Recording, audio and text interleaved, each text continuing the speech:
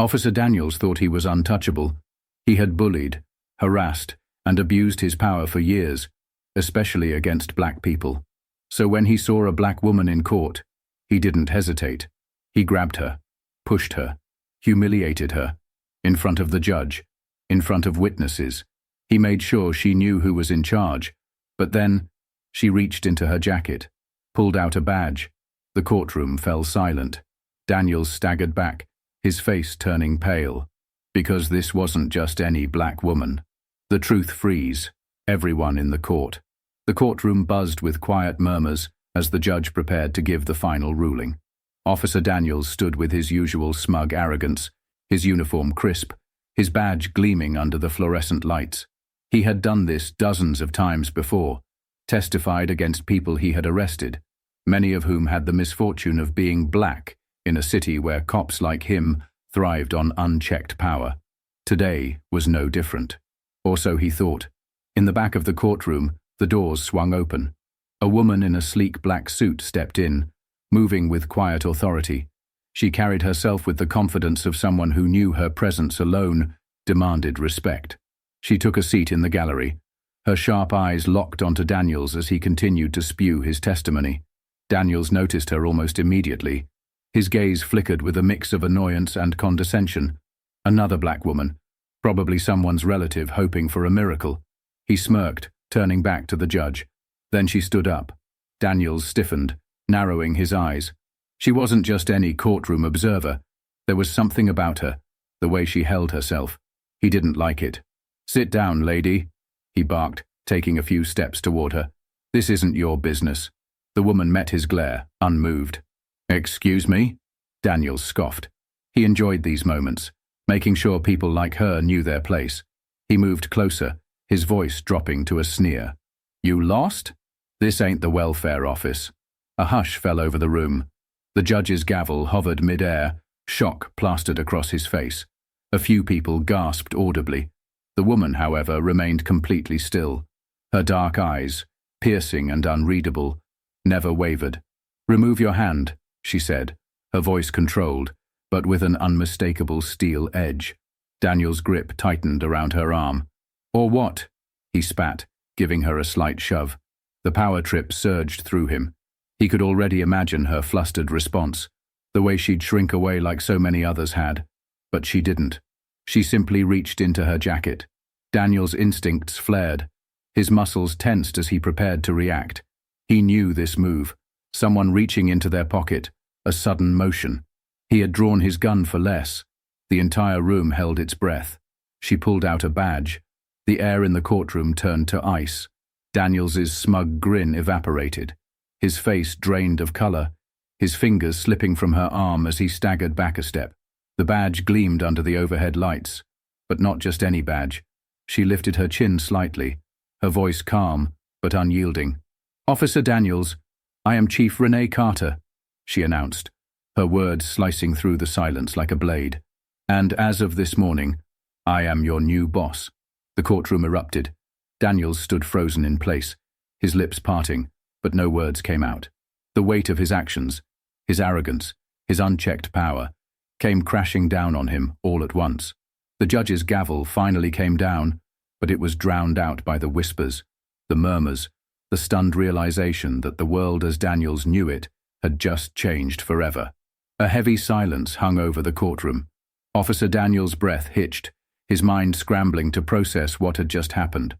His world, his unchecked power, had been built on the belief that people like her, black, composed, untouchable, didn't exist.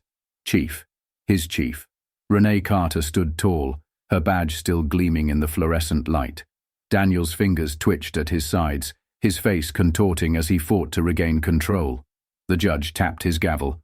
"Order in the court," he commanded, but even he couldn't mask the intrigue simmering beneath his voice. Renee turned to him. "Your Honor, I request a private discussion regarding Officer Daniels' conduct, both today and in his career. I believe it will be relevant to these proceedings." The judge hesitated, studying her. Daniels could practically feel the shift in the room. The power he wielded was slipping through his fingers. "Very well, Chief Carter," the judge finally said. "We'll recess for 15 minutes. Daniels felt the air leave his lungs. The judge actually listened to her? As people began filing out of the courtroom, Renee turned, locking eyes with him. The intensity in her gaze made him feel smaller than he had in his entire career. Flashback. Renee's journey. Renee Carter hadn't always worn a badge. Born and raised in the very city that had failed so many, she had seen firsthand how the system worked against people who looked like her. Her father, a local pastor, had always preached justice, but he also knew that justice was rare for black families in their neighborhood. At 16, Renee watched as her older brother was pulled over for matching a description. She had stood frozen, clutching their mother's hand as officers dragged him from his car, slammed him against the hood, and threw him in cuffs. He hadn't done anything wrong, but that hadn't mattered. That night had shaped her. She knew then that the only way to fight a corrupt system was to get inside it, to change it. Despite every obstacle, racism in the academy, white officers doubting her authority, superiors questioning her decisions, she had climbed the ranks. And now she was here, the first black female police chief in the city's history, and her first order of business? Cleaning out the rot. Back in the courtroom, Daniels paced the empty aisle, his pulse hammering in his throat. He needed to fix this. He had connections, people who had protected him for years. He grabbed his phone, quickly dialing. "Yeah, it's me," he whispered, when the line picked up. "We have a problem." Renee stood in a private room with the judge and the defense attorney. "Your Honor," she said, placing a thick folder on the table. "Before we continue Jamal's case, I want you to see something." The judge opened it. Inside were records, complaints, lawsuits, excessive force reports, all with one name attached: Officer Daniels. The judge's face darkened. "Why haven't I seen this before?" "Because Daniels was protected," Renee answered simply. "But not anymore." A knock at the door. An officer stepped in, his face uneasy. "Chief Carter, you might want to see this." Renee followed him into the hallway. Outside the courthouse, reporters were already gathering, and at the center of it all, Daniels, flanked by a lawyer and a few high-ranking officers, was speaking into a microphone. "This is a political hit job," he declared. "I have done nothing wrong. I am being targeted because I uphold the law." Renee clenched her jaw. He was going to fight this, but that was fine, because she was ready. Renee stood at the courthouse entrance, watching the media circus unfold. Officer Daniels was already spinning his narrative, playing the victim, framing himself as a dedicated cop under attack. "This is what happens when you do your job," Daniels said, shaking his head in feigned frustration. "I've spent years protecting this city, putting criminals behind bars, and now, because of political games, my career is being destroyed." Renee's fists clenched at her sides. She had seen it before, how men like him twisted reality to turn themselves into martyrs, but this time she wouldn't let the truth be buried. Inside the courthouse, the real battle begins. As Renee re-entered the courtroom, her phone vibrated. A message from Internal Affairs. "Be careful. Daniels still has people protecting him." She sighed, already knowing this wouldn't be an easy fight, but she had prepared for this moment for years. The judge called the session back into order, his gaze flicking between Daniels and Renee. "Chief Carter, I've reviewed the documents you provided," he said. "These are serious allegations." Daniels leaned back in his chair, arms crossed, his confidence returning. "Allegations, Your Honor," he said smoothly. "Nothing proven. And let's be honest, the chief here seems to have a personal vendetta against me." Renee stepped forward. "It's not personal, Officer Daniels. It's justice." She turned to the judge. "Your Honor, I request that all of Officer Daniels' previous excessive force cases be reopened, starting with the case of Jamal Brown." A murmur spread through the courtroom. Daniels' jaw tightened. The judge nodded. "I will take that into consideration. But I must warn you, Chief Carter, reopening these cases will be an uphill battle." Renee's expression remained firm. "I understand, Your Honor, but it's a battle worth fighting." Daniels strikes back. Daniels stormed out of the courthouse, his hands balled into fists. He could feel his power slipping away, and he would not let that happen. "Find me something on her," he barked into his phone as he walked. "Anything. I don't care if you have to dig up her kindergarten report card." A voice on the other end hesitated. "Daniels, you don't get it. This isn't just some political stunt. Carter's got evidence, real evidence." Daniels sneered. "Then we make sure no one sees it." That night, a masked figure broke into the police department's internal evidence room. Files were pulled, computers wiped. By morning, the case against Daniels was thinner, but Renee had anticipated this. When she arrived at the station, she found her office ransacked. Papers scattered, a warning message on her desk. "Back off." She picked up the paper, reading it slowly. Then she smiled. Daniels had just made a fatal mistake. She turned to her assistant. "Get me a warrant. I know exactly where to look." The morning air was thick with tension as Renee stood outside the courthouse, her fingers wrapped around a fresh warrant. The break-in at the department's evidence room had been a desperate move. Daniels was panicking. And when men like him panicked, they got sloppy. Her gut told her that Daniels had an insurance policy, a place where he kept the real dirt hidden. And she knew exactly where to look. A hidden case resurfaces.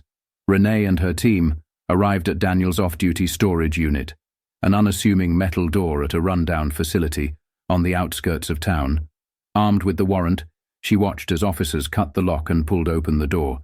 Inside were boxes of files, old case documents, and something chilling, a stack of old VHS tapes and USB drives labeled with names, all victims of Officer Daniels. Renee's breath caught in her throat as she picked up one labeled Marcus Avery, 2012. Marcus Avery was a name she knew, a black teenager who had been killed during a routine stop. Daniels had claimed he reached for a weapon, but Renee had always suspected there was more to the story. The case had been buried, deemed justified with no body cam footage available. But now, the missing footage was right here. Her hands shook as she plugged the USB drive into her laptop. Her team huddled around her. The screen flickered to life, showing Daniels' body cam from that night. The truth was worse than she imagined. Daniels had planted a gun on the boy's body. The video showed him casually dropping a weapon next to Marcus's lifeless hand, calling it in as if it were routine. There was no hesitation, no remorse, just another cover-up in a long list of them. The room went silent. One of the officers, a young recruit, swallowed hard. Jesus Christ! Renee's jaw tightened. She had known Daniels was corrupt. But this was murder. And now she had the proof to bring him down. Daniels begins to lose control. Meanwhile, Daniels sat in a dimly lit bar, swirling whiskey in his glass. His phone buzzed. It was his contact in the evidence room. "We have a problem." Daniels stiffened. "What do you mean?" "They found the tapes. They found everything." The glass slipped from his fingers, shattering against the floor. No, that's impossible," he muttered. His mind raced. How could this be happening? His world, the world where he was untouchable, was crumbling. Renee makes her move. That evening, Renee held a press conference on the steps of the precinct. "In my hands," she said, lifting the USB drive, "is undeniable proof that Officer Daniels has been falsifying reports, planting evidence, and covering up his crimes, including the murder of Marcus Avery." Gasps rippled through the crowd. Reporters scrambled to push microphones forward. Daniels, watching from a distance, felt his stomach drop. She wasn't stopping. For the first time in his career, he had no way out. The press conference was everywhere. Every news channel, every headline, every social media platform was flooded with the same shocking revelation. Officer Daniels exposed. Secret footage reveals murder cover-up. Renee stood firm as the cameras flashed, her voice steady as she continued. "This is not just about one bad cop. This is about a system that allowed him to operate without consequence for years. That ends now." Daniels sat frozen in his car, parked in an empty lot on the outskirts of town. His phone buzzed non-stop with messages from fellow officers, his superiors, and the union. Some were telling him to lay low. Others were cutting ties entirely. He clenched his jaw, gripping the steering wheel so hard his knuckles turned white. They were abandoning him. The very system that had protected him for so long was turning its back on him. And then, the final blow. His lawyer called. "Daniels," the voice on the other end said, hesitant. "The department is moving to suspend you indefinitely. Without pay." Daniels's stomach twisted. "They can't do that," he hissed. I have connections. I have leverage. The lawyer hesitated. They're saying they have the video of Marcus Avery. They're saying it's indisputable. Daniels slammed his fist against the dashboard, his breaths coming in short, ragged gasps. This wasn't happening. He needed a way out. Desperation breeds recklessness. Daniels stormed into his last stronghold, the police union office. He burst through the doors, demanding support. "You can't just throw me to the wolves," he spat. "I did what I had to do. The streets are safer because of me." But the men inside, the same ones who once laughed at his racist jokes and covered for his brutality, shifted uncomfortably in their seats. One of them, an older officer, cleared his throat. "Daniels, you need to get out in front of this. Deny it. Say the footage was edited. Say, are you serious?" Daniels cut in, his voice cracking. "You think a fake video is going to hold up? Carter has the public eating out of her damn hands. If we don't shut this down now, we're all next." Another officer shook his head. "No, you're next. We're not risking our careers for you." Daniels' blood ran cold. They were done protecting him. For the first time in his life, he felt what it was like to be powerless. Renee pushes harder. Renee wasn't done. That night she issued an official warrant for Daniels' arrest. As officers arrived at his house banging on the door, Daniels was already gone. He had disappeared. A full-blown manhunt was now underway. Renee's phone buzzed. A message from an unknown number popped up. "You think you've won? This isn't over." She smirked, locking her phone. Oh, but it was only just beginning. The city was on high alert. News stations ran breaking reports. Fugitive cop on the run after murder cover-up exposed. Helicopters hovered above as officers combed the streets. Every highway checkpoint, every airport, every bus station was being monitored. Daniels had nowhere to go. But Renee knew him. She knew exactly where he'd run. A man with nothing to lose. Daniels' world had collapsed in a matter of hours. The system he trusted had discarded him. The same powerful friends who had covered for him now refused to return his calls. His hands trembled as he gripped the stolen car's steering wheel, sweat rolling down his face. His career, his reputation, his entire life, gone. But there was one thing left. Revenge. The trap is set. Renee stood outside an abandoned warehouse near the docks. She had anticipated this moment. Daniels was too arrogant to run forever. He wouldn't go out quietly. Her phone rang. "I know you're looking for me, Carter," Daniels' voice rasped through the speaker. "But you don't know how this ends." Renee didn't blink. "I do, actually. It ends with you in cuffs." A cruel chuckle. "You think you've won? You think bringing me down changes anything? The system made me. And when I'm gone, someone just like me will take my place." Renee's jaw tightened. "No, Daniels. The system let you exist, but change starts today." A rustling sound. Then, the line went dead. She exhaled slowly. He was close. The final showdown. Inside the warehouse, Daniels crouched behind a stack of crates, his stolen service weapon clutched in his hands. He could hear footsteps. Renee had come alone. Good. She stepped into the dimly lit space, her silhouette sharp, unwavering. "Daniels, it's over." Daniels' voice was low, shaking with rage. "You ruined my life." Renee shook her head. "No, you did that." A tense silence. Then, Daniels lunged from the shadows, gun raised. Bang! A single gunshot echoed through the warehouse. Daniels staggered back, his gun clattering to the floor. A red stain spread across his shoulder. His breathing turned ragged as he collapsed against a crate. Renee's gun remained steady in her hands. "I told you it was over." Police sirens wailed outside. Officers flooded in, surrounding Daniels as he slumped to his knees. For the first time, he had no power, no control. One of the arresting officers read him his rights, the same words Daniels had coldly recited to countless innocent men before. As they dragged him away, Daniels lifted his head, locking eyes with Renee one last time. Pure hatred, but beneath it, fear, and for Renee, victory. But not just for her.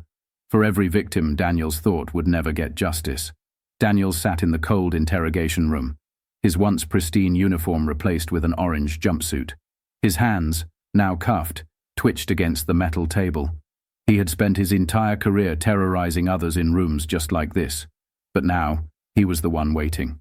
The door creaked open. Chief Renee Carter stepped in, her presence as commanding as ever. She placed a file on the table and pulled up a chair across from him. She didn't gloat. She didn't need to.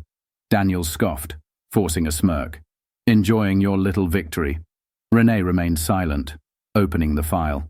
Inside were pages of complaints, testimonies, and names of victims whose voices had been ignored for years. "You're facing multiple charges," she said, flipping a page. "Evidence tampering, obstruction of justice, and most importantly, the murder of Marcus Avery." Daniel's jaw clenched at the name. Renee continued, "The DA is offering a deal. Plead guilty, give up the names of your enablers, the ones who covered for you, and you might avoid life in prison."